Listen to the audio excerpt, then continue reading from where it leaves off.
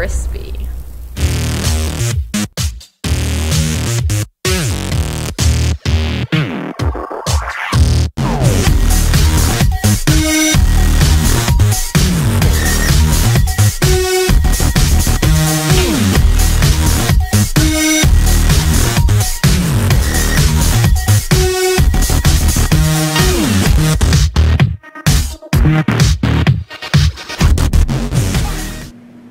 Hi y'all, welcome back to another episode of Figures in Action, and my apologies if it sounds echoey and if the light is not great. I actually brought this piece with me to work because I need to pack it up and ship it before noon, and it is about 10 a.m. so I had to do the review here at work. So what we have here is was contacted by a gentleman who wanted to do like an office, like a professional office where Vince McMahon or Triple H would do business. So he wanted kind of a clean office type setting.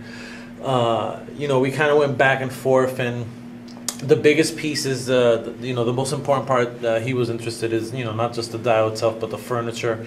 He has sent me some reference pictures of some really fancy desks, and I did some research on desks on eBay and other places, and desks, you know, miniature furniture is expensive as shit.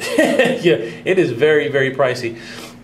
You know, the best deal I can find was like $50 for a desk or whatever. So he was like, well, can you make the desk? Can you make a bookshelf? So you know what? First and foremost, let me just say that it is not lost on me whatsoever that a lot of times the requests I get from people push me to be a better diorama artist, to be honest with you, because normally I probably wouldn't want to create a desk for myself. I probably wouldn't want to get into that because, you know, time is just something that I don't have a lot of these days. So when someone, you know, proposes something, there's certain times where I'll say no. And a lot of times, part of the reason I'll say no is that I may not feel like I'm ready to create a particular die or a particular setting, a theme. So other times I'm just like, yo, I'm gonna take on a challenge. So this was one of those where I was like, I'm gonna take on a challenge. Let me create some furniture here. So first and foremost, let's go through the measurements. So, the measurements of the dial. So it is 14 inches across. It is 12 inches tall. It is 11 inches deep. It is fully magnetized. So there's magnets there, snap back on. Some of the materials that I used. Originally, I had found like a hobby rug on eBay at some point. I was like, yeah, I'm gonna grab it, and never found it again. Yeah, I looked and looked and looked. So basically, there's just a sheet of felt. But because of action figure photography, this will blend in. It'll look just like a rug once you start taking some pictures. This is just some molding, you know, regular house molding. I got a Home Depot. Cut them at an angle so they can fit in. The paper that I use here is scrapbook paper. So this is a paper people use for scrapbooks. So it can be found in the scrapbook concession of AC Moore, Hobby Lobby, Michaels, maybe even Walmart. I'm not really sure. But what I like about this paper is that it does have, let me see.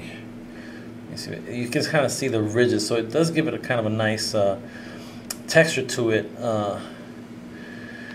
So what I did is just, you know, wrapped it in that paper. Unfortunately, the paper is only about 12 inches, so I had to go another 2, which left a gap of, you know, kind of, you know, where you can see the split of where the paper was. So what I decided to do is just kind of make it a little fancier and just throw some wood. And just to make it symmetrical, I put it on both sides.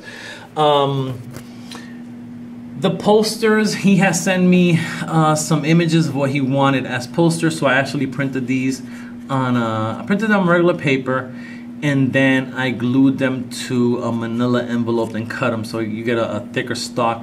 And these are hung up by poster putty, so he can remove them. They won't damage the wall. He can put the posters wherever he'd like. That was just a 6-inch Marvel scale, or 6-inch figure for scale. So here's what the desk looks like. I'm happy with the desk, man. I really am. I was able to do a little bit of style, make it a little bit fancier. You know, it's nothing in the back. There's no drawers or anything like that. But he can. He already has a chair that he's showing me. It looks really, really cool. So he's gonna be ready to go. This is the shelf that I just created. A little more difficult. One of the things I'm learning with wood. Now these were stained. Like this is the original color, and actually this is the information for the basswood that I use. This is the size. So basically, it's this 2 foot long, 4-inch wide piece of basswood versus the balsa wood. The balsa wood doesn't take the stain too well, the wood stain, but the basswood takes it very, very well. One of the things I've learned about it is that, as you can see, some of it is a little whitewashed, and it's it's the top, so it's not a big deal. You're not gonna see it, but that's glue. That if when you're working with glue, you have to make sure that you eliminate all of the glue before you stain it. Again, some spots here and there, but nothing major, nothing that's going to show up in action figure photography. Let me see. Went with just a wood floor. Put the rug on top. There's no carving in here, so I just carved the sides. Made the job a lot easier. And yeah, man. So basically, this is it. I'm very excited about completing this. I know that Trey is really excited about getting this, so I am about to wrap it up and get it out, ship it today, and hopefully he'll get it by Tuesday the latest. But yeah, this is where we're at. Oh, and this is just this is also basswood, just the skinny sticks at same place. I got them at AC Moore. I got all my wood at AC Moore, and that's about it, pretty much. You know, a lot of times these dials that are that end up kind of being a very clean look, they seem easier than kind of destroying a dial, but in all honesty, they're not easier, because you almost have to be perfect, And for example, here I kind of let me see it, bro. I kind of got it a little dirty, so I had to sand it down, and it took away the texture of the paper. So those are the things that you have to be careful about. Again, live and learn. This is all a journey for me, man. So this is kind of I've never created this type of dial, so it was kind of cool to do that. And yeah, man, this is the first dial, or the first my first video of 2018. This is the first complete dial. I had finished another one, but the person I did it for requested a few more things, so I have to do that. But this is kind of the first complete, ready to mail out dial. And again, it's made for wrestling action figures. I'm not too familiar with wrestling these days. I was a big fan back in the day, so I'm not sure what MDT is or Vindication or any of that. But what I liked about this poster was instead of the regular superstars, it's the action figures, which is perfect. Perfect. So again, those posters are removable. You can put them wherever you want. This will look really good if you can put like a computer, and I'm sure he's gonna hook it up. A computer here. You can put a couple of plants on top there, some books. Some trophies if he has them, some belts if it's going to be Triple H kind of sitting there. So really excited to see what he's going to do with this once he gets in terms of action figure photography. Yeah, and that is it. And I'll have another video hopefully in less than a week. I am going to Vegas on January 25th. Me and Joanne are going to Vegas to celebrate her 35th birthday. So I have about 3 more dials I need to complete and get them out before I hit Vegas on the 25th. So I want to make sure that hopefully I'll have maybe 2 more videos before then. So it'll be kind of cool to push in 3 videos in January, maybe even 4. Let's see what we can do. Alright, y'all, and I am out. Peace.